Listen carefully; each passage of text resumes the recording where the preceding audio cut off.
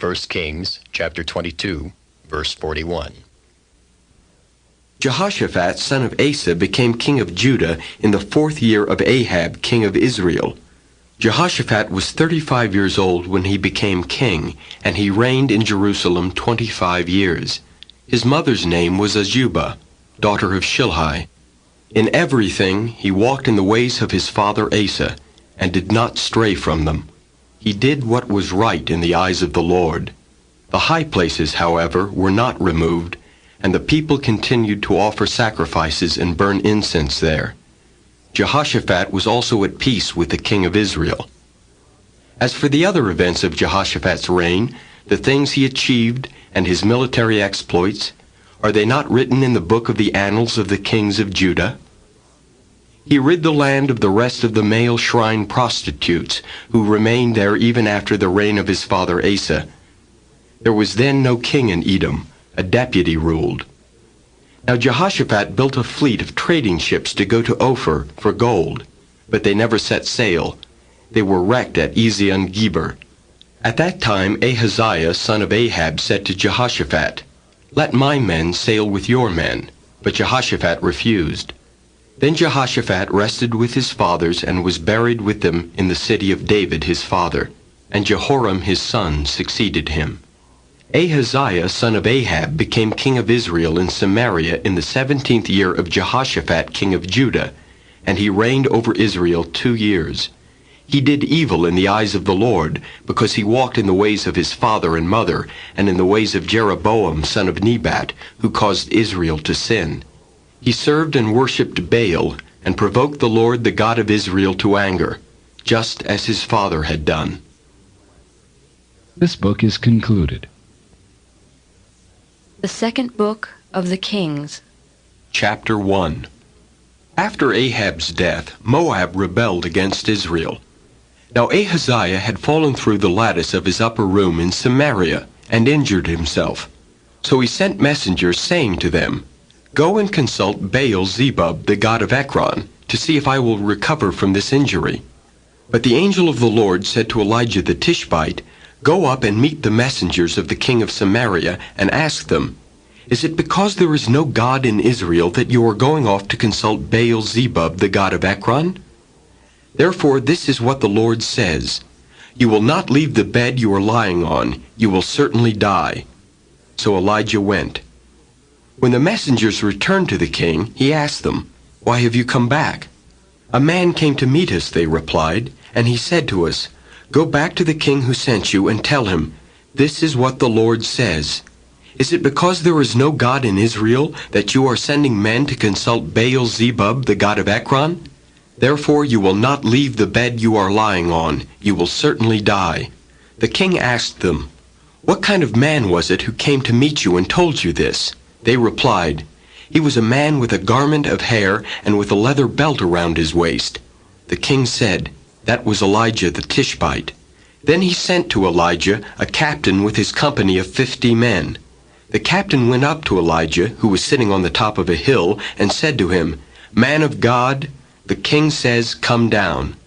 Elijah answered the captain, "If I am a man of God, may fire come down from heaven and consume you and your 50 men." Then fire fell from heaven and consumed the captain and his men. At this the king sent to Elijah another captain with his 50 men. The captain said to him, "Man of God, this is what the king says, 'Come down at once.'" "If I am a man of God," Elijah replied, "may fire come down from heaven and consume you and your 50 men." Then the fire of God fell from heaven and consumed him and his 50 men. So the king sent a third captain with his 50 men. This third captain went up and fell on his knees before Elijah. "Man of God," he begged, "please have respect for my life and the lives of these 50 men, your servants. See, fire has fallen from heaven and consumed the first 2 captains and all their men. But now have respect for my life." The angel of the Lord said to Elijah, "Go down with him. Do not be afraid of him." So Elijah got up and went down with him to the king. He told the king, "This is what the Lord says. Is it because there is no God in Israel for you to consult that you have sent messengers to consult Baal-zebub, the god of Ekron? Because you have done this, you will never leave the bed you are lying on. You will certainly die." So he died, according to the word of the Lord that Elijah had spoken. Because Ahaziah had no son, Joram succeeded him as king in the 2nd year of Jehoram, son of Jehoshaphat, king of Judah. As for all the other events of Ahaziah's reign and what he did, are they not written in the book of the annals of the kings of Israel? Chapter 2. When the Lord was about to take Elijah up to heaven in a whirlwind, Elijah and Elisha were on their way from Gilgal. Elijah said to Elisha, "Stay here, the Lord has sent me to Bethel." But Elisha said, "As surely as the Lord lives and as you live, I will not leave you." So they went down to Bethel. The company of the prophets at Bethel came out to Elisha and asked, "Do you know that the Lord is going to take your master from you today?" "Yes, I know," Elisha replied, "but do not speak of it." Then Elijah said to him, "Stay here, Elisha, the Lord has sent me to Jericho." And he replied, "As surely as the Lord lives and as you live, I will not leave you." So they went to Jericho. The company of the prophets at Jericho went up to Elisha and asked him, "Do you know that the Lord is going to take your master from you today?" "Yes, I know," he replied, "but do not speak of it." Then Elijah said to him, "Stay here, the Lord has sent me to the Jordan." And he replied, "As surely as the Lord lives and as you live, I will not leave you." So the two of them walked on. 50 men of the company of the prophets went and stood at a distance, facing the place where Elijah and Elisha had stopped at the Jordan. Elijah took his cloak, rolled it up, and struck the water with it. The water divided to the right and to the left, and the two of them crossed over on dry ground. When they had crossed, Elijah said to Elisha, "Tell me, what can I do for you before I am taken from you?" "Let me inherit a double portion of your spirit," Elisha replied. "You have asked a difficult thing," Elijah said. "Yet if you see me when I am taken from you, it will be yours, otherwise not." As they were walking along and talking together, suddenly a chariot of fire and horses of fire appeared and separated the two of them. And Elijah went up to heaven in a whirlwind. Elisha saw this and cried out, my father, the chariots and horsemen of Israel!" And Elisha saw him no more. Then he took hold of his own clothes and tore them apart. He picked up the cloak that had fallen from Elijah and went back and stood on the bank of the Jordan. Then he took the cloak that had fallen from him and struck the water with it. "Where now is the Lord, the God of Elijah?" he asked. When he struck the water, it divided to the right and to the left, and he crossed over. The company of the prophets from Jericho who were watching said, "The spirit of Elijah is resting on Elisha." And they went to meet him and bowed to the ground before him. "Look," they said, "we your servants have 50 able men. Let them go and look for your master. Perhaps the Spirit of the Lord has picked him up and set him down on some mountain or in some valley." "No," Elisha replied, "do not send them." But they persisted until he was too ashamed to refuse, so he said, "Send them." And they sent 50 men who searched for 3 days but did not find him. When they returned to Elisha, who was staying in Jericho, he said to them, "Didn't I tell you not to go?" The men of the city said to Elisha, "Look, our lord, this town is well situated, as you can see, but the water is bad, and the land is unproductive." "Bring me a new bowl," he said, "and put salt in it." So they brought it to him. Then he went out to the spring and threw the salt into it, saying, "This is what the Lord says, I have healed this water. Never again will it cause death or make the land unproductive." And the water has remained wholesome to this day, according to the word Elisha had spoken. From there Elisha went up to Bethel.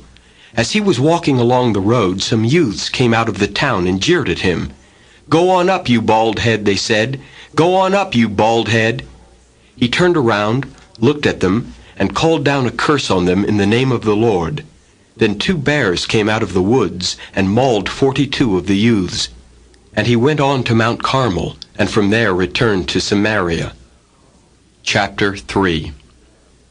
Joram, son of Ahab, became king of Israel in Samaria in the 18th year of Jehoshaphat, king of Judah, and he reigned 12 years. He did evil in the eyes of the Lord, but not as his father and mother had done. He got rid of the sacred stone of Baal that his father had made. Nevertheless, he clung to the sins of Jeroboam, son of Nebat, which he had caused Israel to commit. He did not turn away from them. Now Mesha, king of Moab, raised sheep, and he had to supply the king of Israel with 100,000 lambs, and with the wool of 100,000 rams. But after Ahab died, the king of Moab rebelled against the king of Israel. So at that time King Joram set out from Samaria and mobilized all Israel. He also sent this message to Jehoshaphat, king of Judah: "The king of Moab has rebelled against me. Will you go with me to fight against Moab?" "I will go with you," he replied.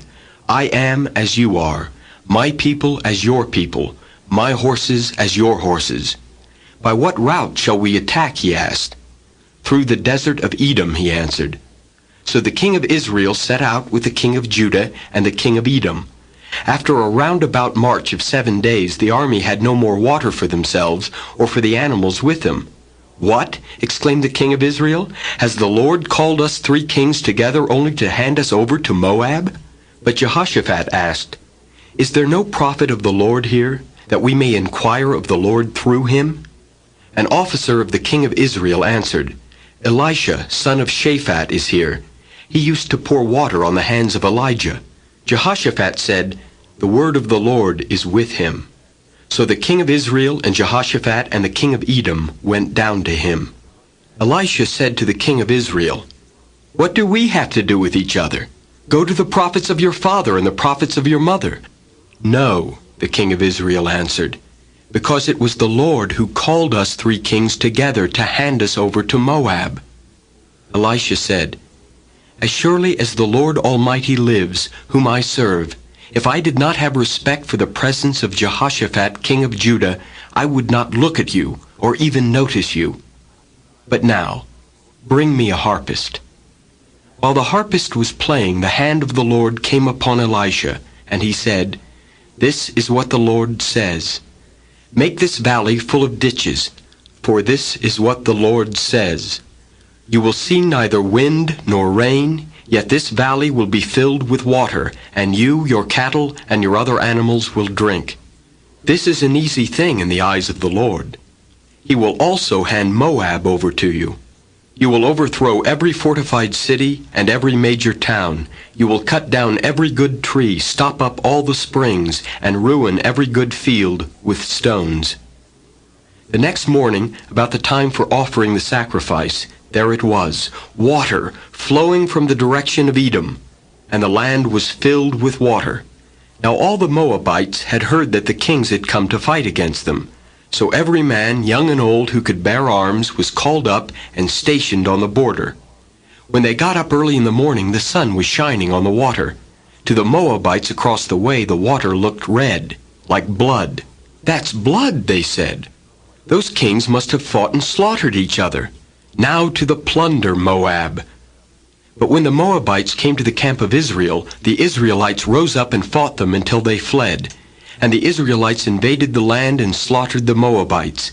They destroyed the towns, and each man threw a stone on every good field until it was covered. They stopped up all the springs and cut down every good tree. Only Kir-Hareseth was left with its stones in place, but men armed with slings surrounded it and attacked it as well. When the king of Moab saw that the battle had gone against him, he took with him 700 swordsmen to break through to the king of Edom, but they failed. Then he took his firstborn son, who was to succeed him as king, and offered him as a sacrifice on the city wall. The fury against Israel was great. They withdrew and returned to their own land. Chapter 4.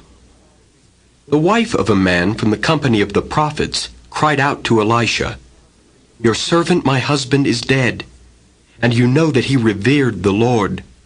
But now his creditor is coming to take my 2 boys as his slaves." Elisha replied to her, "How can I help you? Tell me, what do you have in your house?" "Your servant has nothing there at all," she said, "except a little oil."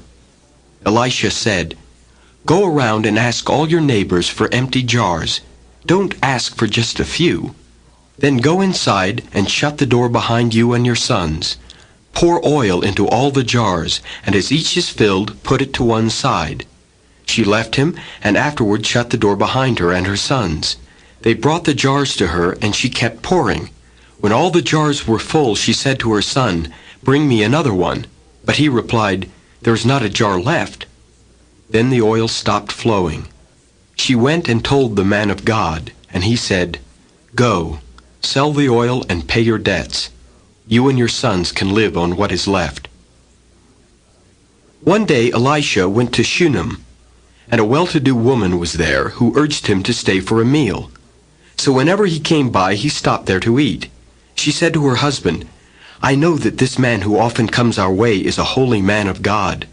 Let's make a small room on the roof and put in it a bed and a table and a chair and a lamp for him. Then he can stay there whenever he comes to us." One day when Elisha came, he went up to his room and lay down there. He said to his servant Gehazi, "Call the Shunammite." So he called her, and she stood before him. Elisha said to him, "Tell her, you have gone to all this trouble for us. Now what can be done for you? Can we speak on your behalf to the king or the commander of the army?" She replied, "I have a home among my own people." "What can be done for her?" Elisha asked. Gehazi said, "Well, she has no son, and her husband is old." Then Elisha said, "Call her." So he called her, and she stood in the doorway. "About this time next year," Elisha said, "you will hold a son in your arms." "No, my lord," she objected. "Don't mislead your servant, O man of God." But the woman became pregnant, and the next year, about that same time, she gave birth to a son, just as Elisha had told her. The child grew, and one day he went out to his father, who was with the reapers. My head," he said to his father.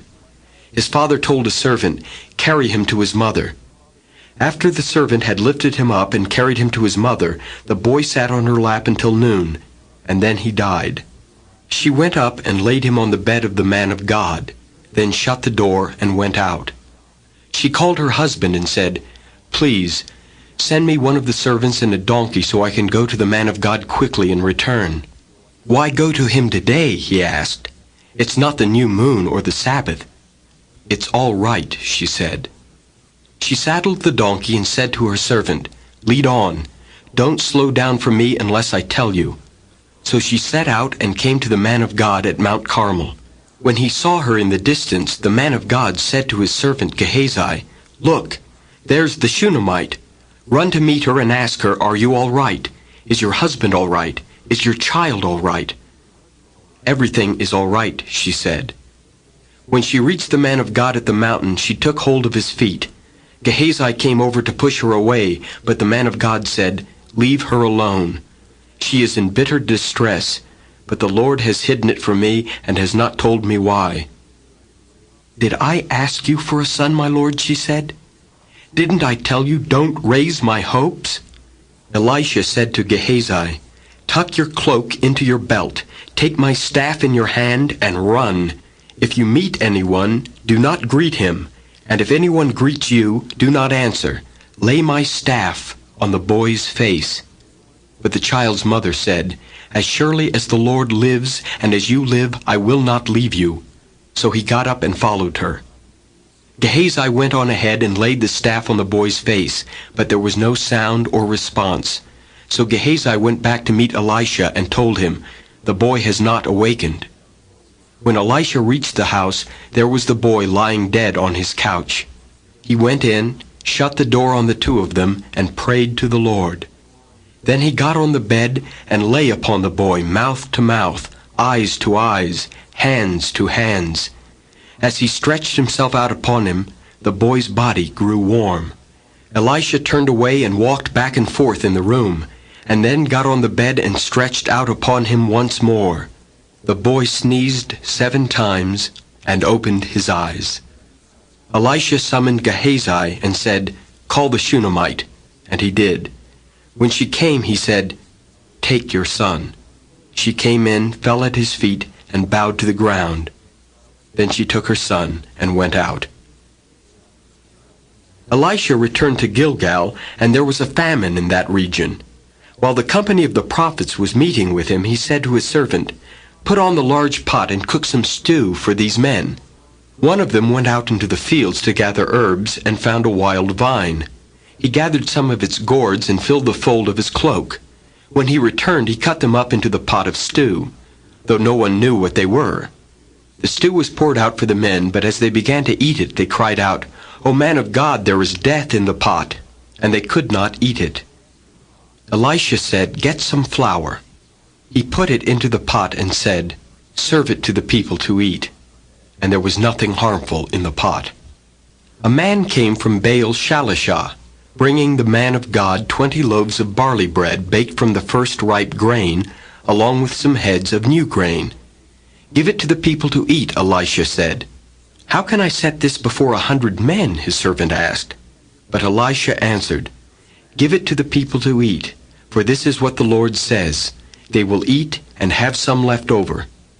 Then he set it before them, and they ate and had some left over, according to the word of the Lord. Chapter 5. Now Naaman was commander of the army of the king of Aram. He was a great man in the sight of his master, and highly regarded, because through him the Lord had given victory to Aram. He was a valiant soldier, but he had leprosy. Now bands from Aram had gone out and had taken captive a young girl from Israel, and she served Naaman's wife. She said to her mistress, "If only my master would see the prophet who is in Samaria, he would cure him of his leprosy." Naaman went to his master and told him what the girl from Israel had said. "By all means go," the king of Aram replied. "I will send a letter to the king of Israel." So Naaman left, taking with him 10 talents of silver, 6,000 shekels of gold, and 10 sets of clothing. The letter that he took to the king of Israel read, "With this letter I am sending my servant Naaman to you, so that you may cure him of his leprosy." As soon as the king of Israel read the letter, he tore his robes and said, "Am I God? Can I kill and bring back to life? Why does this fellow send someone to me to be cured of his leprosy? See how he is trying to pick a quarrel with me?" When Elisha, the man of God, heard that the king of Israel had torn his robes, he sent him this message, "Why have you torn your robes? Have the man come to me, and he will know that there is a prophet in Israel." So Naaman went with his horses and chariots and stopped at the door of Elisha's house. Elisha sent a messenger to say to him, "Go, wash yourself 7 times in the Jordan, and your flesh will be restored, and you will be cleansed." But Naaman went away angry and said, "I thought that he would surely come out to me and stand and call on the name of the Lord his God, wave his hand over the spot, and cure me of my leprosy. Are not Abana and Pharpar, the rivers of Damascus, better than any of the waters of Israel? Couldn't I wash in them and be cleansed?" So he turned and went off in a rage. Naaman's servants went to him and said, "My father, if the prophet had told you to do some great thing, would you not have done it? How much more then when he tells you, 'Wash and be cleansed'?" So he went down and dipped himself in the Jordan 7 times, as the man of God had told him, and his flesh was restored and became clean like that of a young boy. Then Naaman and all his attendants went back to the man of God. He stood before him and said, "Now I know that there is no God in all the world except in Israel. Please accept now a gift from your servant." The prophet answered, "As surely as the Lord lives whom I serve, I will not accept a thing." And even though Naaman urged him, he refused. "If you will not," said Naaman, "please let me, your servant, be given as much earth as a pair of mules can carry, for your servant will never again make burnt offerings and sacrifices to any other god but the Lord. But may the Lord forgive your servant for this one thing. When my master enters the temple of Rimmon to bow down, and he is leaning on my arm, and I bow there also, when I bow down in the temple of Rimmon, may the Lord forgive your servant for this." "Go in peace," Elisha said. After Naaman had traveled some distance, Gehazi, the servant of Elisha the man of God, said to himself, "My master was too easy on Naaman this Aramean, by not accepting from him what he brought. As surely as the Lord lives, I will run after him and get something from him." So Gehazi hurried after Naaman. When Naaman saw him running toward him, he got down from the chariot to meet him. "Is everything all right?" he asked. "Everything is all right," Gehazi answered. "My master sent me to say, 2 young men from the company of the prophets have just come to me from the hill country of Ephraim. Please give them a talent of silver and 2 sets of clothing." "By all means, take 2 talents," said Naaman. He urged Gehazi to accept them, and then tied up the 2 talents of silver in 2 bags with 2 sets of clothing. He gave them to 2 of his servants, and they carried them ahead of Gehazi. When Gehazi came to the hill, he took the things from the servants and put them away in the house. He sent the men away, and they left. Then he went in and stood before his master Elisha. "Where have you been, Gehazi?" Elisha asked. "Your servant didn't go anywhere," Gehazi answered. But Elisha said to him, "Was not my spirit with you when the man got down from his chariot to meet you? Is this the time to take money or to accept clothes, olive groves, vineyards, flocks, herds, or men servants and maid servants? Naaman's leprosy will cling to you and to your descendants forever." Then Gehazi went from Elisha's presence, and he was leprous, as white as snow. Chapter 6. The company of the prophets said to Elisha, "Look, the place where we meet with you is too small for us. Let us go to the Jordan, where each of us can get a pole, and let us build a place there for us to live." And he said, "Go." Then one of them said, "Won't you please come with your servants?" "I will," Elisha replied, and he went with them. They went to the Jordan and began to cut down trees. As one of them was cutting down a tree, the iron axe head fell into the water. "Oh, my Lord," he cried out, "it was borrowed." The man of God asked, "Where did it fall?" When he showed him the place, Elisha cut a stick and threw it there and made the iron float. "Lift it out," he said. Then the man reached out his hand and took it. Now the king of Aram was at war with Israel. After conferring with his officers, he said, "I will set up my camp in such and such a place." The man of God sent word to the king of Israel, "Beware of passing that place, because the Arameans are going down there." So the king of Israel checked on the place indicated by the man of God. Time and again Elisha warned the king, so that he was on his guard in such places. This enraged the king of Aram. He summoned his officers and demanded of them, "Will you not tell me which of us is on the side of the king of Israel?" "None of us, my lord the king," said one of his officers. But Elisha the prophet who is in Israel tells the king of Israel the very words you speak in your bedroom. "Go find out where he is," the king ordered, "so I can send men and capture him." The report came back, "He is in Dothan." Then he sent horses and chariots and a strong force there.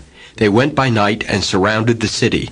When the servant of the man of God got up and went out early the next morning, an army with horses and chariots had surrounded the city. "Oh, my lord, what shall we do?" the servant asked. "Don't be afraid," the prophet answered. "Those who are with us are more than those who are with them." And Elisha prayed, "O Lord, open his eyes so he may see." Then the Lord opened the servant's eyes, and he looked and saw the hills full of horses and chariots of fire all around Elisha. As the enemy came down toward him, Elisha prayed to the Lord, "Strike these people with blindness." So he struck them with blindness, as Elisha had asked. Elisha told them, "This is not the road, and this is not the city. Follow me, and I will lead you to the man you are looking for." And he led them to Samaria. After they entered the city, Elisha said, "Lord, open the eyes of these men so they can see." Then the Lord opened their eyes, and they looked, and there they were, inside Samaria. When the king of Israel saw them, he asked Elisha, "Shall I kill them, my father? Shall I kill them?" "Do not kill them," he answered. "Would you kill men you have captured with your own sword or bow? Set food and water before them so that they may eat and drink, and then go back to their master." So he prepared a great feast for them, and after they had finished eating and drinking, he sent them away, and they returned to their master. So the bands from Aram stopped raiding Israel's territory. Sometime later, Ben-Hadad, king of Aram, mobilized his entire army and marched up and laid siege to Samaria. There was a great famine in the city.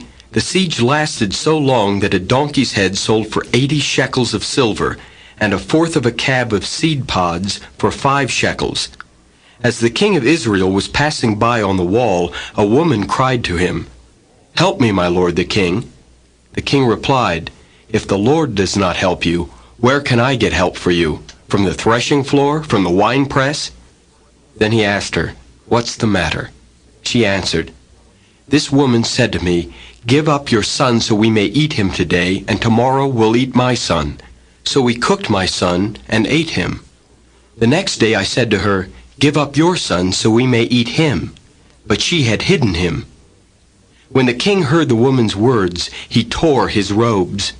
As he went along the wall, the people looked, and there underneath he had sackcloth on his body. He said, "May God deal with me, be it ever so severely, if the head of Elisha son of Shaphat remains on his shoulders today." Now Elisha was sitting in his house, and the elders were sitting with him. The king sent a messenger ahead, but before he arrived, Elisha said to the elders, "Don't you see how this murderer is sending someone to cut off my head? Look, when the messenger comes, shut the door and hold it shut against him. Is not the sound of his master's footsteps behind him?" While he was still talking to them, the messenger came down to him, and the king said, "This disaster is from the Lord. Why should I wait for the Lord any longer?" Chapter 7. Elisha said, "Hear the word of the Lord. This is what the Lord says. About this time tomorrow a seah of flour will sell for a shekel, and 2 seahs of barley for a shekel at the gate of Samaria." The officer on whose arm the king was leaning said to the man of God, "Look, even if the Lord should open the floodgates of the heavens, could this happen?" "You will see it with your own eyes," answered Elisha, "but you will not eat any of it." Now there were 4 men with leprosy at the entrance of the city gate. They said to each other, "Why stay here until we die?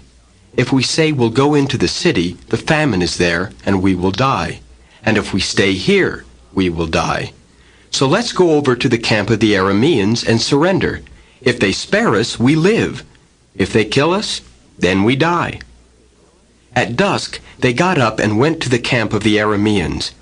When they reached the edge of the camp, not a man was there, for the Lord had caused the Arameans to hear the sound of chariots and horses and a great army, so that they said to one another, "Look, the king of Israel has hired the Hittite and Egyptian kings to attack us."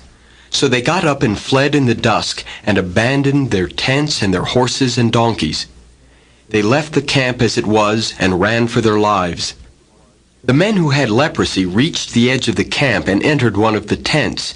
They ate and drank and carried away silver, gold, and clothes and went off and hid them. They returned and entered another tent and took some things from it and hid them also. Then they said to each other, "We're not doing right. This is a day of good news, and we are keeping it to ourselves. If we wait until daylight, punishment will overtake us. Let's go at once and report this to the royal palace." So they went and called out to the city gatekeepers and told them, "We went into the Aramean camp, and not a man was there, not a sound of anyone, only tethered horses and donkeys, and the tents left just as they were." The gatekeepers shouted the news, and it was reported within the palace. The king got up in the night and said to his officers, "I will tell you what the Arameans have done to us.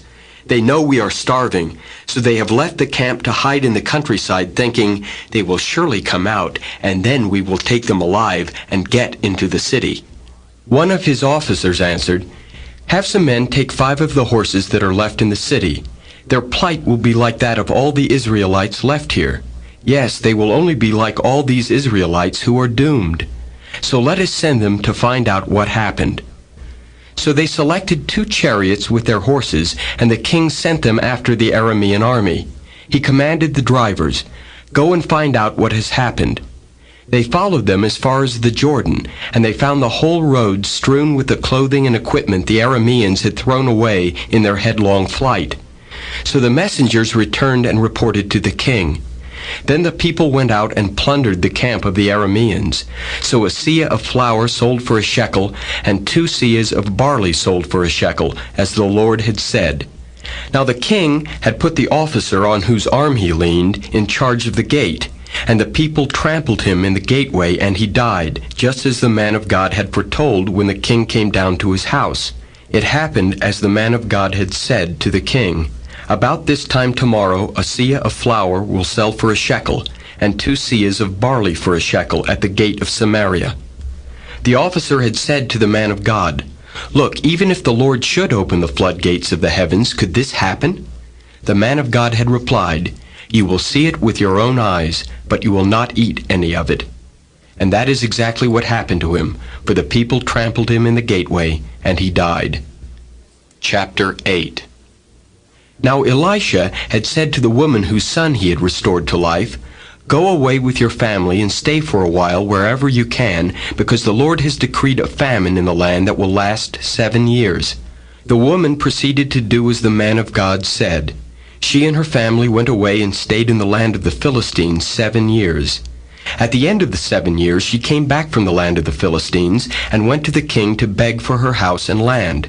The king was talking to Gehazi, the servant of the man of God, and had said, "Tell me about all the great things Elisha has done."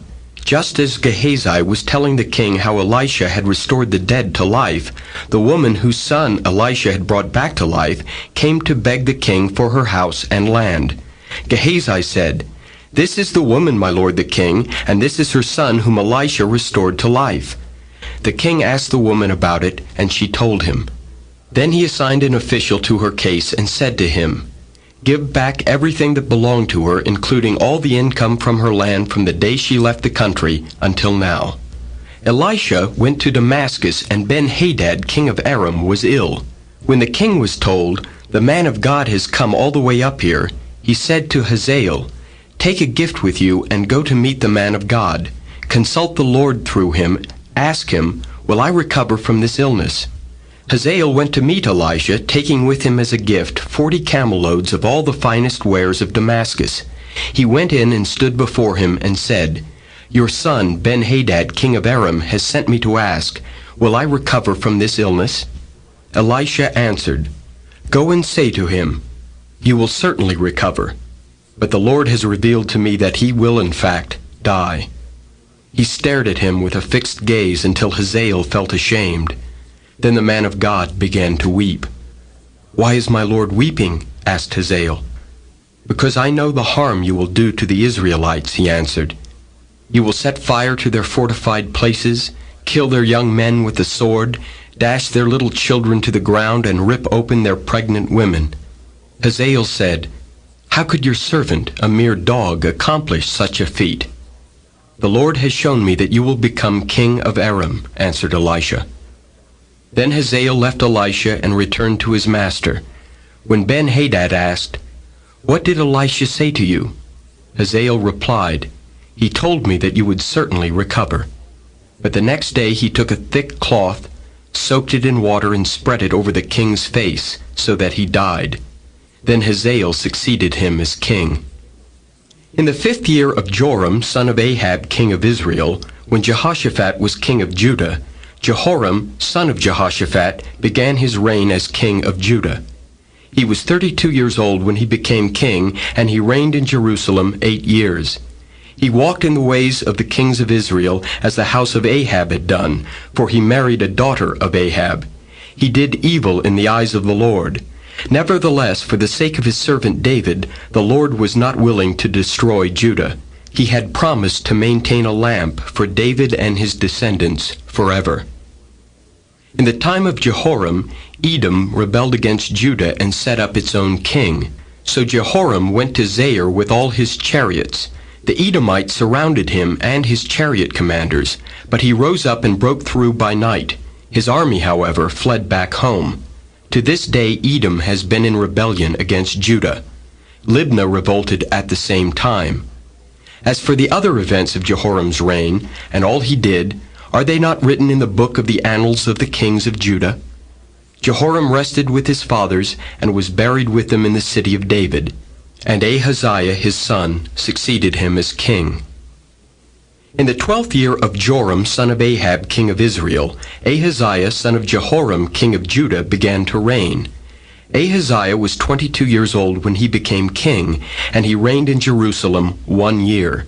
His mother's name was Athaliah, a granddaughter of Omri king of Israel. He walked in the ways of the house of Ahab and did evil in the eyes of the Lord, as the house of Ahab had done, for he was related by marriage to Ahab's family. Ahaziah went with Joram son of Ahab to war against Hazael king of Aram at Ramoth Gilead. The Arameans wounded Joram, so King Joram returned to Jezreel to recover from the wounds the Arameans had inflicted on him at Ramoth in his battle with Hazael king of Aram. Then Ahaziah son of Jehoram king of Judah went down to Jezreel to see Joram son of Ahab because he had been wounded. Chapter 9. The prophet Elisha summoned a man from the company of the prophets and said to him, "Tuck your cloak into your belt, take this flask of oil with you, and go to Ramoth Gilead. When you get there, look for Jehu son of Jehoshaphat the son of Nimshi. Go to him, get him away from his companions, and take him into an inner room. Then take the flask and pour the oil on his head, and declare, 'This is what the Lord says, I anoint you king over Israel.' Then open the door and run. Don't delay." So the young man, the prophet, went to Ramoth Gilead. When he arrived, he found the army officers sitting together. "I have a message for you, commander," he said. "For which of us?" asked Jehu. "For you, commander," he replied. Jehu got up and went into the house. Then the prophet poured the oil on Jehu's head and declared, "This is what the Lord, the God of Israel, says. I anoint you king over the Lord's people, Israel. You are to destroy the house of Ahab your master, and I will avenge the blood of my servants the prophets, and the blood of all the Lord's servants shed by Jezebel. The whole house of Ahab will perish. I will cut off from Ahab every last male in Israel, slave or free.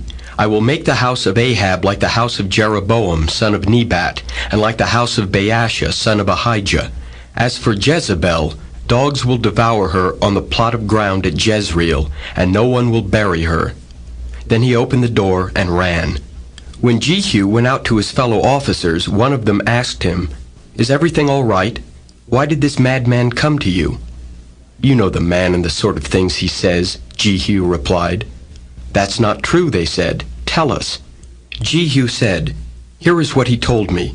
This is what the Lord says, I anoint you king over Israel." They hurried and took their cloaks and spread them under him on the bare steps. Then they blew the trumpet and shouted, "Jehu is king." So Jehu, son of Jehoshaphat, the son of Nimshi, conspired against Joram. Now Joram and all Israel had been defending Ramoth Gilead against Hazael king of Aram. But King Joram had returned to Jezreel to recover from the wounds the Arameans had inflicted on him in the battle with Hazael king of Aram. Jehu said, "If this is the way you feel, don't let anyone slip out of the city to go and tell the news in Jezreel." Then he got into his chariot and rode to Jezreel, because Joram was resting there, and Ahaziah king of Judah had gone down to see him. When the lookout standing on the tower in Jezreel saw Jehu's troops approaching, he called out, "I see some troops coming." "Get a horseman," Joram ordered. "Send him to meet them and ask, 'Do you come in peace?'" The horseman rode off to meet Jehu and said, "This is what the king says, 'Do you come in peace?'" "What do you have to do with peace?" Jehu replied. "Fall in behind me." The lookout reported, "The messenger has reached them, but he isn't coming back." So the king sent out a second horseman.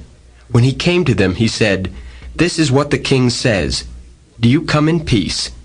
Jehu replied, "What do you have to do with peace? Fall in behind me." The lookout reported, "He has reached them, but he isn't coming back either." "The driving is like that of Jehu, son of Nimshi. He drives like a madman." "Hitch up my chariot," Joram ordered. And when it was hitched up, Joram, king of Israel, and Ahaziah, king of Judah, rode out, each in his own chariot, to meet Jehu. They met him at the plot of ground that had belonged to Naboth, the Jezreelite. When Joram saw Jehu, he asked, "Have you come in peace, Jehu?" "How can there be peace," Jehu replied, "as long as all the idolatry and witchcraft of your mother Jezebel abound?" Joram turned about and fled, calling out to Ahaziah, "Treachery, Ahaziah!" This book is continued on the other side of this tape. 2 Kings, chapter 9, verse 24. Then Jehu drew his bow and shot Joram between the shoulders. The arrow pierced his heart, and he slumped down in his chariot. Jehu said to Bidkar, his chariot officer, "Pick him up and throw him on the field that belonged to Naboth the Jezreelite. Remember how you and I were riding together in chariots behind Ahab his father, when the Lord made this prophecy about him? Yesterday I saw the blood of Naboth and the blood of his sons, declares the Lord, and I will surely make you pay for it on this plot of ground, declares the Lord. Now then, pick him up and throw him on that plot, in accordance with the word of the Lord." When Ahaziah, king of Judah, saw what had happened, he fled up the road to Beth-Hagan. Jehu chased him, shouting, "Kill him too!" They wounded him in his chariot on the way up to Gur, near Ibleam, but he escaped to Megiddo and died there. His servants took him by chariot to Jerusalem and buried him with his fathers in his tomb in the city of David. In the 11th year of Joram, son of Ahab, Ahaziah had become king of Judah. Then Jehu went to Jezreel. When Jezebel heard about it, she painted her eyes, arranged her hair, and looked out of a window. As Jehu entered the gate, she asked, "Have you come in peace, Zimri, you murderer of your master?" He looked up at the window and called out, "Who is on my side? Who?" 2 or 3 eunuchs looked down at him. "Throw her down," Jehu said. So they threw her down, and some of her blood spattered the wall and the horses as they trampled her underfoot. Jehu went in and ate and drank. "Take care of that cursed woman," he said, "and bury her, for she was a king's daughter." But when they went out to bury her, they found nothing except her skull, her feet, and her hands. They went back and told Jehu, who said, "This is the word of the Lord that he spoke through his servant Elijah the Tishbite. On the plot of ground at Jezreel, dogs will devour Jezebel's flesh. Jezebel's body will be like refuse on the ground in the plot at Jezreel, so that no one will be able to say, 'This is Jezebel.'" Chapter 10. Now there were in Samaria 70 sons of the house of Ahab. So Jehu wrote letters and sent them to Samaria to the officials of Jezreel, to the elders and to the guardians of Ahab's children.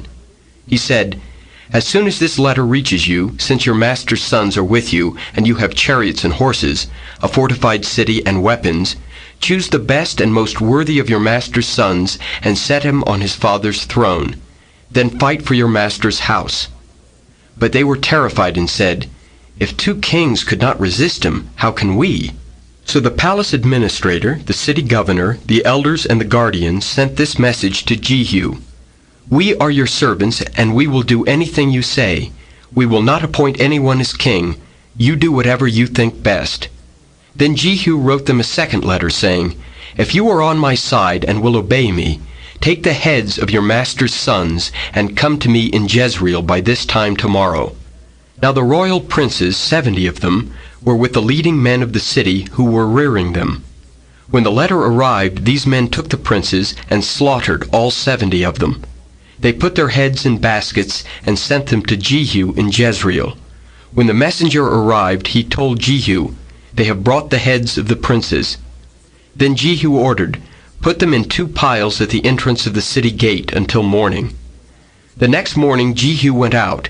He stood before all the people and said, "You are innocent.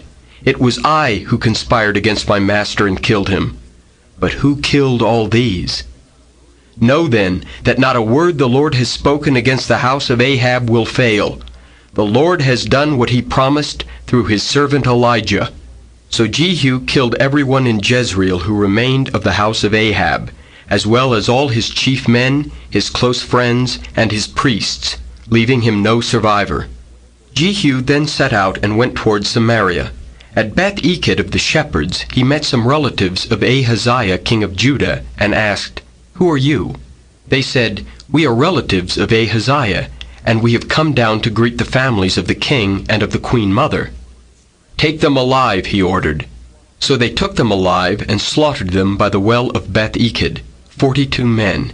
He left no survivor. After he left there, he came upon Jehonadab, son of Rechab, who was on his way to meet him.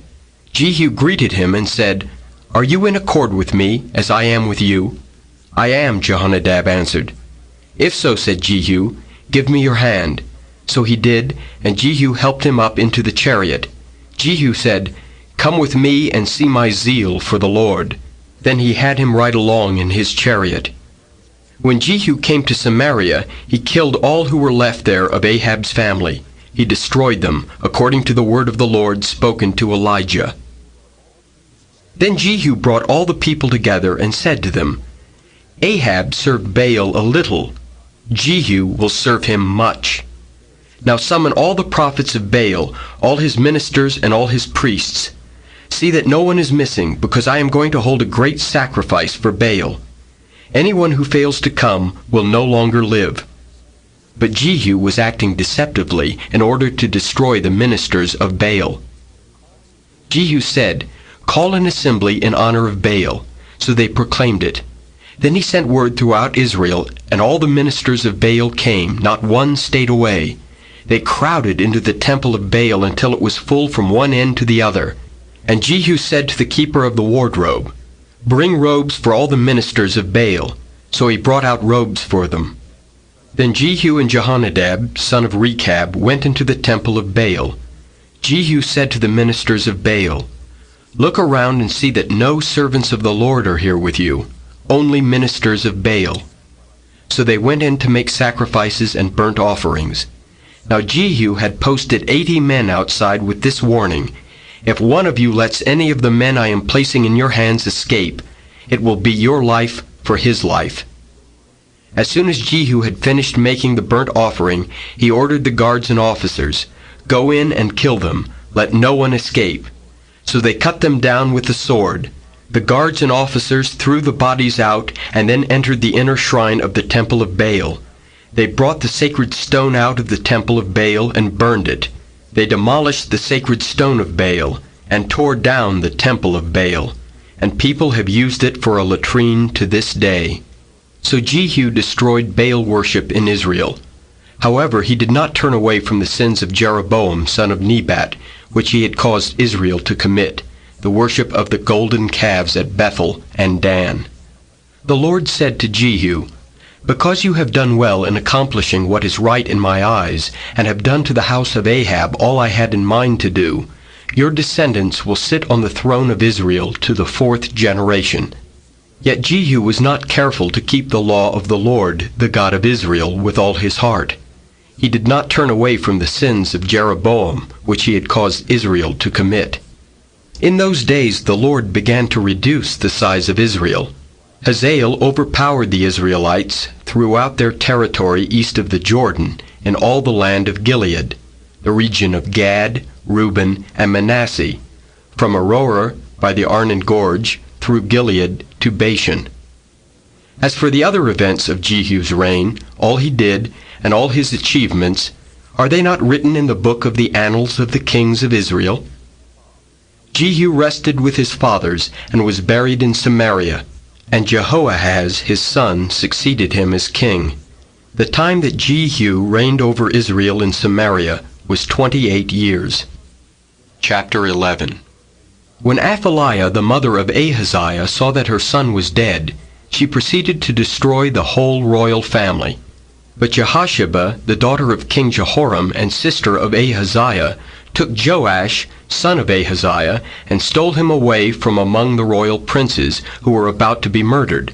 She put him and his nurse in a bedroom to hide him from Athaliah, so he was not killed. He remained hidden with his nurse at the temple of the Lord for 6 years, while Athaliah ruled the land. In the 7th year Jehoiada sent for the commanders of units of 100, the Kerites, and the guards, and had them brought to him at the temple of the Lord. He made a covenant with them, and put them under oath at the temple of the Lord. Then he showed them the king's son. He commanded them, saying, "This is what you are to do. You who are in the 3 companies that are going on duty on the Sabbath, a third of you guarding the royal palace, a third at the Sur Gate, and a third at the gate behind the guard who take turns guarding the temple. And you who are in the other 2 companies that normally go off Sabbath duty are all to guard the temple for the king. Station yourselves around the king, each man with his weapon in his hand. Anyone who approaches your ranks must be put to death. Stay close to the king wherever he goes." The commanders of units of 100 did just as Jehoiada the priest ordered. Each one took his men, those who were going on duty on the Sabbath and those who were going off duty, and came to Jehoiada the priest. Then he gave the commanders the spears and shields that had belonged to King David and that were in the temple of the Lord. The guards, each with his weapon in his hand, stationed themselves around the king, near the altar and the temple, from the south side to the north side of the temple. Jehoiada brought out the king's son and put the crown on him. He presented him with a copy of the covenant and proclaimed him king. They anointed him, and the people clapped their hands and shouted, "Long live the king!" When Athaliah heard the noise made by the guards and the people, she went to the people at the temple of the Lord. She looked, and there was the king standing by the pillar, as the custom was. The officers and the trumpeters were beside the king, and all the people of the land were rejoicing and blowing trumpets. Then Athaliah tore her robes and called out, "Treason! Treason!" Jehoiada the priest ordered the commanders of units of 100, who were in charge of the troops, "Bring her out between the ranks, and put to the sword anyone who follows her." For the priest had said, "She must not be put to death in the temple of the Lord." So they seized her as she reached the place where the horses enter the palace grounds, and there she was put to death. Jehoiada then made a covenant between the Lord and the king and the people, that they would be the Lord's people. He also made a covenant between the king and the people. All the people of the land went to the temple of Baal and tore it down. They smashed the altars and idols to pieces, and killed Mattan, the priest of Baal, in front of the altars. Then Jehoiada the priest posted guards at the temple of the Lord. He took with him the commanders of hundreds, the Kerites, the guards, and all the people of the land, and together they brought the king down from the temple of the Lord, and went into the palace, entering by way of the gate of the guards. The king then took his place on the royal throne, and all the people of the land rejoiced. And the city was quiet, because Athaliah had been slain with the sword at the palace. Joash was 7 years old when he began to reign. Chapter 12. In the 7th year of Jehu, Joash became king, and he reigned in Jerusalem 40 years. His mother's name was Zibiah. She was from Beersheba. Joash did what was right in the eyes of the Lord all the years Jehoiada the priest instructed him. The high places, however, were not removed. The people continued to offer sacrifices and burn incense there. Joash said to the priests, "Collect all the money that is brought as sacred offerings to the temple of the Lord, the money collected in the census, the money received from personal vows, and the money brought voluntarily to the temple. Let every priest receive the money from one of the treasurers, and let it be used to repair whatever damage is found in the temple." But by the 23rd year of King Joash, the priests still had not repaired the temple. Therefore King Joash summoned Jehoiada the priest and the other priests and asked them, "Why aren't you repairing the damage done to the temple? Take no more money from your treasurers, but hand it over for repairing the temple." The priests agreed that they would not collect any more money from the people, and that they would not repair the temple themselves. Jehoiada the priest took a chest and bored a hole in its lid. He placed it beside the altar on the right side as one enters the temple of the Lord. The priests who guarded the entrance put into the chest all the money that was brought to the temple of the Lord. Whenever they saw that there was a large amount of money in the chest, the royal secretary and the high priest came, counted the money that had been brought into the temple of the Lord, and put it into bags. When the amount had been determined, they gave the money to the men appointed to supervise the work on the temple.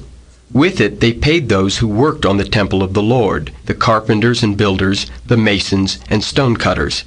They purchased timber and dressed stone for the repair of the temple of the Lord, and met all the other expenses of restoring the temple. The money brought into the temple was not spent for making silver basins, wick trimmers, sprinkling bowls, trumpets, or any other articles of gold or silver for the temple of the Lord. It was paid to the workmen who used it to repair the temple. They did not require an accounting from those to whom they gave the money to pay the workers, because they acted with complete honesty. The money from the guilt offerings and sin offerings was not brought into the temple of the Lord. It belonged to the priests. About this time, Hazael, king of Aram, went up and attacked Gath and captured it. Then he turned to attack Jerusalem.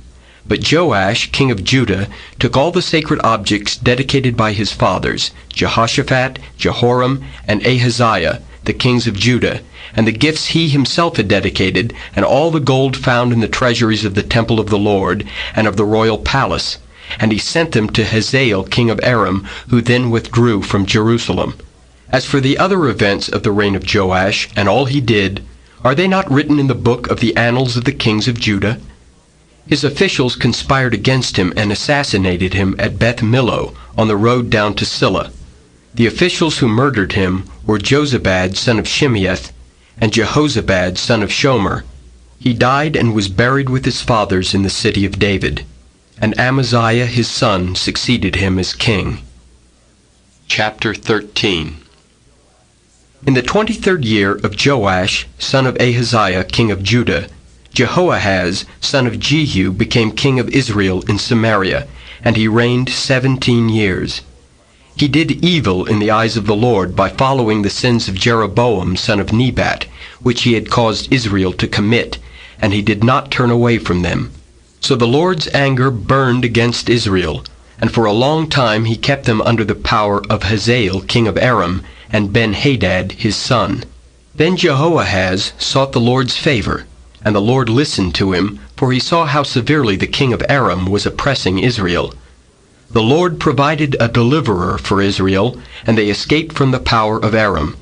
So the Israelites lived in their own homes as they had before. But they did not turn away from the sins of the house of Jeroboam, which he had caused Israel to commit. They continued in them. Also the Asherah pole remained standing in Samaria. Nothing had been left of the army of Jehoahaz except 50 horsemen, 10 chariots, and 10,000 foot soldiers, for the king of Aram had destroyed the rest, and made them like the dust at threshing time. As for the other events of the reign of Jehoahaz, all he did, and his achievements, are they not written in the book of the annals of the kings of Israel? Jehoahaz rested with his fathers, and was buried in Samaria, and Jehoash his son succeeded him as king. In the 37th year of Joash, king of Judah, Jehoash, son of Jehoahaz, became king of Israel in Samaria, and he reigned 16 years. He did evil in the eyes of the Lord, and did not turn away from any of the sins of Jeroboam, son of Nebat, which he had caused Israel to commit. He continued in them. As for the other events of the reign of Jehoash, all he did and his achievements, including his war against Amaziah, king of Judah, are they not written in the book of the annals of the kings of Israel? Jehoash rested with his fathers, and Jeroboam succeeded him on the throne. Jehoash was buried in Samaria with the kings of Israel. Now Elisha was suffering from the illness from which he died. Jehoash, king of Israel, went down to see him and wept over him. my father, he cried, the chariots and horsemen of Israel." Elisha said, "Get a bow and some arrows," and he did so. "Take the bow in your hands," he said to the king of Israel. When he had taken it, Elisha put his hands on the king's hands. "Open the east window," he said, and he opened it. "Shoot," Elisha said, and he shot. "The Lord's arrow of victory, the arrow of victory over Aram," Elisha declared.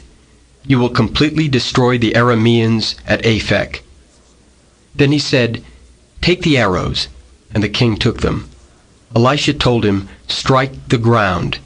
He struck it 3 times and stopped. The man of God was angry with him and said, "You should have struck the ground 5 or 6 times. Then you would have defeated Aram and completely destroyed it. But now you will defeat it only 3 times. Elisha died and was buried. Now Moabite raiders used to enter the country every spring. Once, while some Israelites were burying a man, suddenly they saw a band of raiders, so they threw the man's body into Elisha's tomb. When the body touched Elisha's bones, the man came to life and stood up on his feet. Hazael king of Aram oppressed Israel throughout the reign of Jehoahaz. But the Lord was gracious to them and had compassion, and showed concern for them because of his covenant with Abraham, Isaac, and Jacob. To this day he has been unwilling to destroy them or banish them from his presence. Hazael king of Aram died, and Ben-Hadad his son succeeded him as king. Then Jehoash, son of Jehoahaz, recaptured from Ben-Hadad, son of Hazael, the towns he had taken in battle from his father, Jehoahaz. 3 times Jehoash defeated him, and so he recovered the Israelite towns. Chapter 14. In the 2nd year of Jehoash, son of Jehoahaz, king of Israel, Amaziah, son of Joash, king of Judah, began to reign. He was 25 years old when he became king, and he reigned in Jerusalem 29 years. His mother's name was Jehoaddan. She was from Jerusalem. He did what was right in the eyes of the Lord, but not as his father David had done. In everything he followed the example of his father Joash. The high places, however, were not removed. The people continued to offer sacrifices and burn incense there. After the kingdom was firmly in his grasp, he executed the officials who had murdered his father the king. Yet he did not put the sons of the assassins to death in accordance with what is written in the book of the law of Moses, where the Lord commanded, "Fathers shall not be put to death for their children, nor children put to death for their fathers. Each is to die for his own sins." He was the one who defeated 10,000 Edomites in the Valley of Salt and captured Selah in battle, calling it Joktheel, the name it has to this day.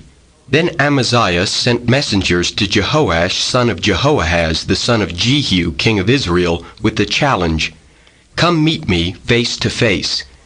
But Jehoash, king of Israel, replied to Amaziah, king of Judah, "A thistle in Lebanon sent a message to a cedar in Lebanon. Give your daughter to my son in marriage." Then a wild beast in Lebanon came along and trampled the thistle underfoot. "You have indeed defeated Edom, and now you are arrogant. Glory in your victory, but stay at home.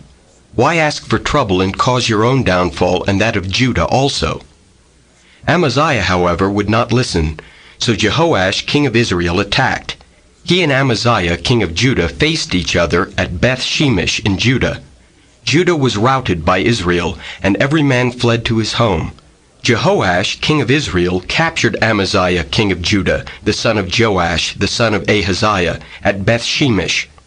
Then Jehoash went to Jerusalem and broke down the wall of Jerusalem from the Ephraim gate to the corner gate, a section about 600 feet long. He took all the gold and silver and all the articles found in the temple of the Lord and in the treasuries of the royal palace. He also took hostages and returned to Samaria. As for the other events of the reign of Jehoash, what he did and his achievements, including his war against Amaziah, king of Judah, are they not written in the book of the annals of the kings of Israel? Jehoash rested with his fathers and was buried in Samaria with the kings of Israel, and Jeroboam his son succeeded him as king.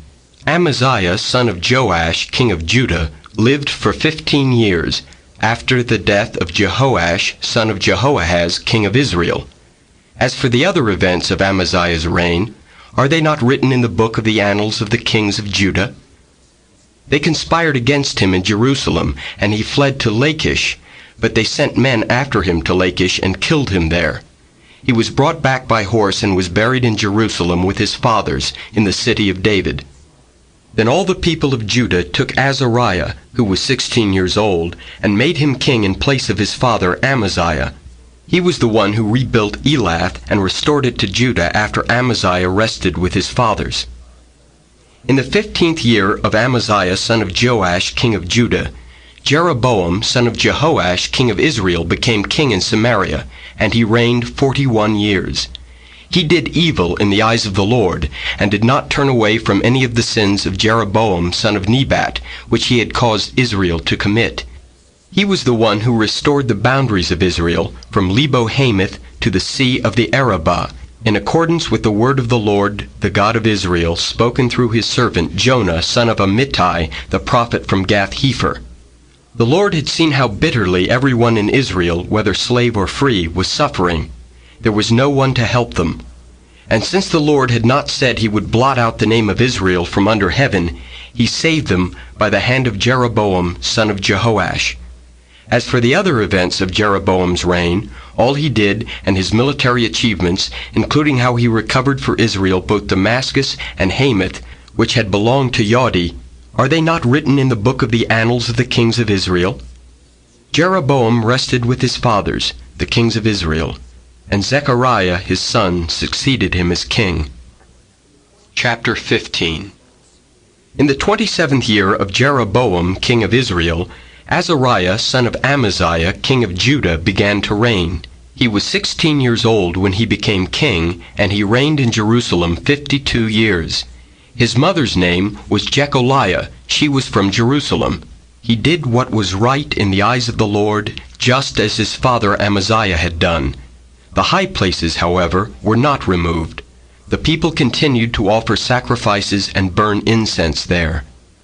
The Lord afflicted the king with leprosy until the day he died, and he lived in a separate house. Jotham, the king's son, had charge of the palace and governed the people of the land. As for the other events of Azariah's reign, and all he did, are they not written in the book of the annals of the kings of Judah? Azariah rested with his fathers and was buried near them in the city of David, and Jotham his son succeeded him as king. In the 38th year of Azariah king of Judah, Zechariah son of Jeroboam became king of Israel in Samaria, and he reigned 6 months. He did evil in the eyes of the Lord, as his fathers had done. He did not turn away from the sins of Jeroboam son of Nebat, which he had caused Israel to commit. Shallum son of Jabesh conspired against Zechariah. He attacked him in front of the people, assassinated him, and succeeded him as king. The other events of Zechariah's reign are written in the book of the annals of the kings of Israel. So the word of the Lord spoken to Jehu was fulfilled. Your descendants will sit on the throne of Israel to the 4th generation. Shallum son of Jabesh became king in the 39th year of Uzziah king of Judah, and he reigned in Samaria 1 month. Then Menahem son of Gadai went from Tirzah up to Samaria. He attacked Shallum son of Jabesh in Samaria, assassinated him, and succeeded him as king. The other events of Shallum's reign and the conspiracy he led are written in the book of the annals of the kings of Israel. At that time Menahem, starting out from Tirzah, attacked Tiphsah and everyone in the city and its vicinity, because they refused to open their gates. He sacked Tiphsah and ripped open all the pregnant women. In the 39th year of Azariah king of Judah, Menahem son of Gadai became king of Israel, and he reigned in Samaria 10 years. He did evil in the eyes of the Lord. During his entire reign he did not turn away from the sins of Jeroboam son of Nebat, which he had caused Israel to commit. Then Pul, king of Assyria, invaded the land, and Menahem gave him 1,000 talents of silver to gain his support and strengthen his own hold on the kingdom. Menahem exacted this money from Israel. Every wealthy man had to contribute 50 shekels of silver to be given to the king of Assyria. So the king of Assyria withdrew and stayed in the land no longer. As for the other events of Menahem's reign, and all he did, are they not written in the book of the annals of the kings of Israel? Menahem rested with his fathers, and Pekahiah his son succeeded him as king. In the 50th year of Azariah king of Judah, Pekahiah son of Menahem became king of Israel in Samaria, and he reigned 2 years. Pekahiah did evil in the eyes of the Lord. He did not turn away from the sins of Jeroboam son of Nebat, which he had caused Israel to commit. One of his chief officers, Pekah son of Remaliah, conspired against him. Taking 50 men of Gilead with him, he assassinated Pekahiah, along with Argob and Arai, in the citadel of the royal palace at Samaria. So Pekah killed Pekahiah and succeeded him as king. The other events of Pekahiah's reign, and all he did, are written in the book of the annals of the kings of Israel. In the 52nd year of Azariah king of Judah, Pekah son of Remaliah became king of Israel in Samaria, and he reigned 20 years. He did evil in the eyes of the Lord. He did not turn away from the sins of Jeroboam son of Nebat, which he had caused Israel to commit. In the time of Pekah king of Israel, Tiglath-Pileser, king of Assyria, came and took Ijon, Abel-Beth-Maacah, Genoa, Kedesh, and Hazor. He took Gilead and Galilee, including all the land of Naphtali, and deported the people to Assyria. Then Hoshea, son of Elah, conspired against Pekah, son of Remaliah. He attacked and assassinated him, and then succeeded him as king in the 20th year of Jotham, son of Uzziah. As for the other events of Pekah's reign, and all he did, are they not written in the book of the annals of the kings of Israel? In the 2nd year of Pekah, son of Remaliah, king of Israel, Jotham, son of Uzziah, king of Judah, began to reign. He was 25 years old when he became king, and he reigned in Jerusalem 16 years. His mother's name was Jerusha, daughter of Zadok. He did what was right in the eyes of the Lord, just as his father Uzziah had done. The high places, however, were not removed. The people continued to offer sacrifices and burn incense there. Jotham rebuilt the upper gate of the temple of the Lord. As for the other events of Jotham's reign and what he did, are they not written in the book of the annals of the kings of Judah? In those days the Lord began to send Rezin, king of Aram, and Pekah, son of Remaliah, against Judah. Jotham rested with his fathers, and was buried with them in the city of David, the city of his father. And Ahaz, his son, succeeded him as king. Chapter 16. In the 17th year of Pekah, son of Remaliah, Ahaz, son of Jotham, king of Judah, began to reign. Ahaz was 20 years old when he became king, and he reigned in Jerusalem 16 years. Unlike David his father, he did not do what was right in the eyes of the Lord his God.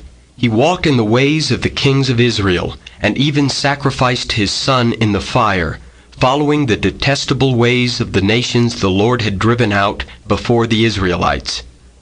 He offered sacrifices and burned incense at the high places, on the hilltops, and under every spreading tree. Then Rezin, king of Aram, and Pekah, son of Remaliah, king of Israel, marched up to fight against Jerusalem, and besieged Ahaz, but they could not overpower him. At that time Rezin, king of Aram, recovered Elath for Aram by driving out the men of Judah. Edomites then moved into Elath, and have lived there to this day. Ahaz sent messengers to say to Tiglath-Pileser, king of Assyria, I am your servant and vassal. Come up and save me out of the hand of the king of Aram and of the king of Israel who are attacking me.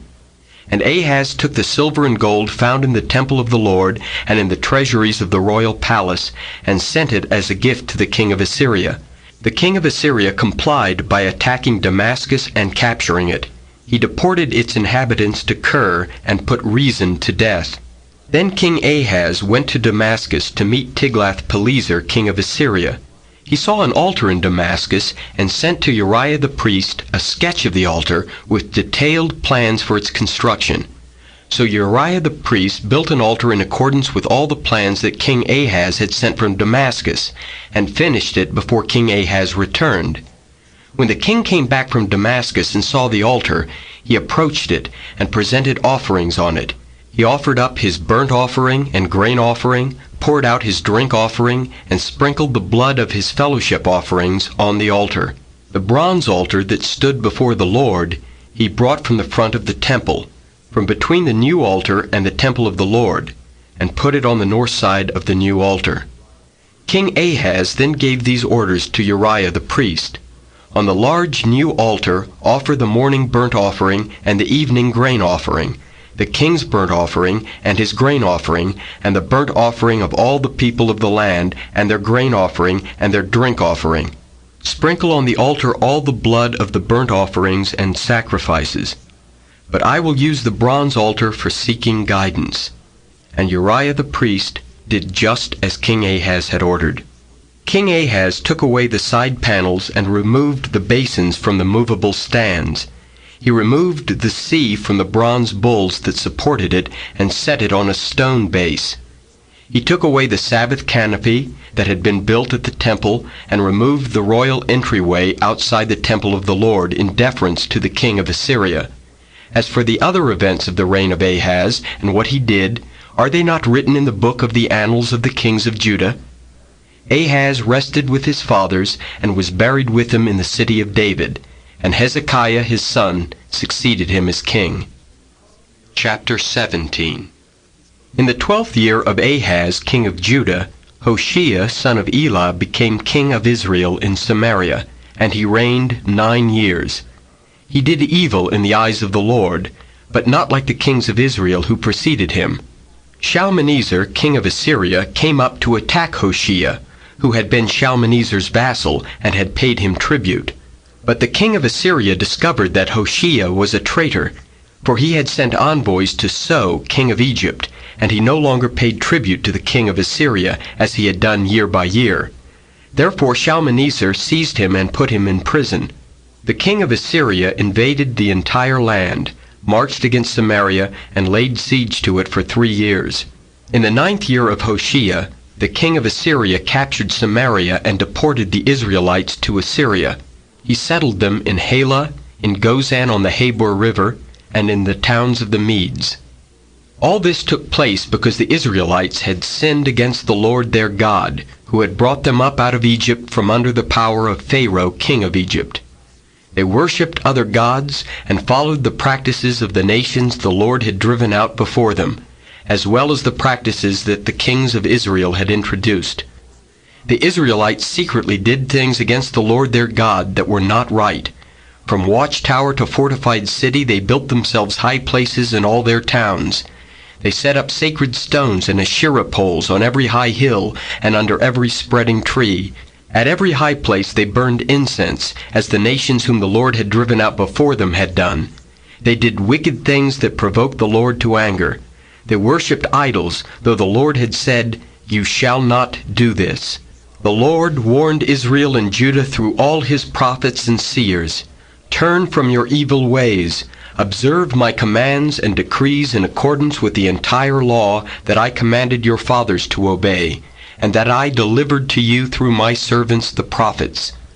But they would not listen, and were as stiff-necked as their fathers, who did not trust in the Lord their God. They rejected his decrees and the covenant he had made with their fathers and the warnings he had given them. They followed worthless idols and themselves became worthless. They imitated the nations around them, although the Lord had ordered them, "Do not do as they do." And they did the things the Lord had forbidden them to do. They forsook all the commands of the Lord their God, and made for themselves 2 idols cast in the shape of calves, and an Asherah pole. They bowed down to all the starry hosts, and they worshipped Baal. They sacrificed their sons and daughters in the fire. They practiced divination and sorcery, and sold themselves to do evil in the eyes of the Lord, provoking him to anger. So the Lord was very angry with Israel, and removed them from his presence. Only the tribe of Judah was left, and even Judah did not keep the commands of the Lord their God. They followed the practices Israel had introduced. Therefore the Lord rejected all the people of Israel. He afflicted them and gave them into the hands of plunderers, until he thrust them from his presence. When he tore Israel away from the house of David, they made Jeroboam son of Nebat their king. Jeroboam enticed Israel away from following the Lord, and caused them to commit a great sin. The Israelites persisted in all the sins of Jeroboam, and did not turn away from them until the Lord removed them from his presence, as he had warned through all his servants the prophets. So the people of Israel were taken from their homeland into exile in Assyria, and they are still there. The king of Assyria brought people from Babylon, Cutha, Ava, Hamath, and Sepharvaim, and settled them in the towns of Samaria to replace the Israelites. They took over Samaria and lived in its towns. When they first lived there, they did not worship the Lord, so he sent lions among them, and they killed some of the people. It was reported to the king of Assyria, "The people you deported and resettled in the towns of Samaria do not know what the God of that country requires. He has sent lions among them which are killing them off, because the people do not know what he requires." Then the king of Assyria gave this order, "Have one of the priests you took captive from Samaria go back to live there and teach the people what the God of the land requires." So one of the priests who had been exiled from Samaria came to live in Bethel, and taught them how to worship the Lord. Nevertheless, each national group made its own gods in the several towns where they settled, and set them up in the shrines the people of Samaria had made at the high places. The men from Babylon made Succoth-Benoth, the men from Cutha made Nergal, and the men from Hamath made Ashima. The Avites made Nibhaz and Tartak, and the Sepharvites burned their children in the fire as sacrifices to Adramelech and Anamelech, the gods of Sepharvaim. They worshipped the Lord, but they also appointed all sorts of their own people to officiate for them as priests in the shrines at the high places. They worshipped the Lord, but they also served their own gods in accordance with the customs of the nations from which they had been brought. To this day they persist in their former practices. They neither worship the Lord, nor adhere to the decrees and ordinances, the laws and commands that the Lord gave the descendants of Jacob, whom he named Israel. When the Lord made a covenant with the Israelites, he commanded them, "Do not worship any other gods, or bow down to them, serve them, or sacrifice to them. But the Lord who brought you up out of Egypt with mighty power and outstretched arm is the one you must worship. To him you shall bow down, and to him offer sacrifices.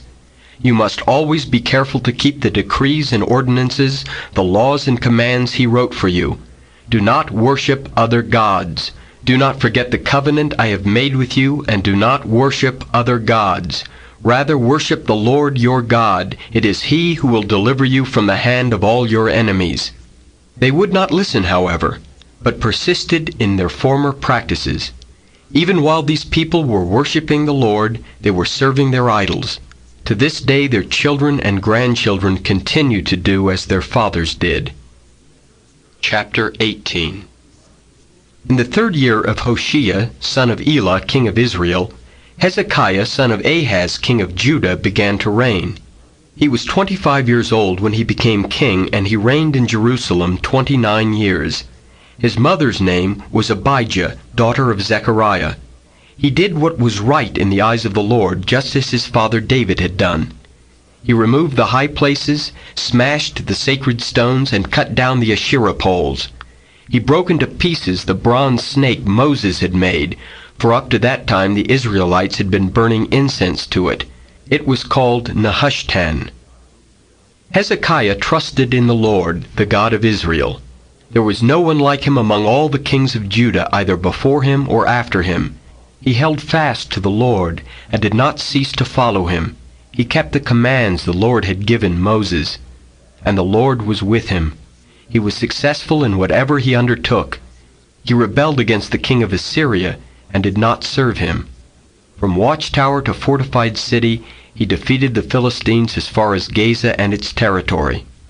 In King Hezekiah's 4th year, which was the 7th year of Hoshea, son of Elah, king of Israel, Shalmaneser, king of Assyria, marched against Samaria and laid siege to it. At the end of 3 years the Assyrians took it. So Samaria was captured in Hezekiah's 6th year, which was the 9th year of Hoshea, king of Israel. The king of Assyria deported Israel to Assyria, and settled them in Halah, in Gozan on the Habor River, and in towns of the Medes. This happened because they had not obeyed the Lord their God, but had violated his covenant, all that Moses the servant of the Lord commanded. They neither listened to the commands nor carried them out. In the 14th year of King Hezekiah's reign, Sennacherib, king of Assyria, attacked all the fortified cities of Judah and captured them. So Hezekiah, king of Judah, sent this message to the king of Assyria at Lachish: "I have done wrong. Withdraw from me, and I will pay whatever you demand of me." The king of Assyria exacted from Hezekiah, king of Judah, 300 talents of silver and 30 talents of gold. So Hezekiah gave him all the silver that was found in the temple of the Lord and in the treasuries of the royal palace. At this time Hezekiah, king of Judah, stripped off the gold with which he had covered the doors and doorposts of the temple of the Lord, and gave it to the king of Assyria. This book is continued on the next tape.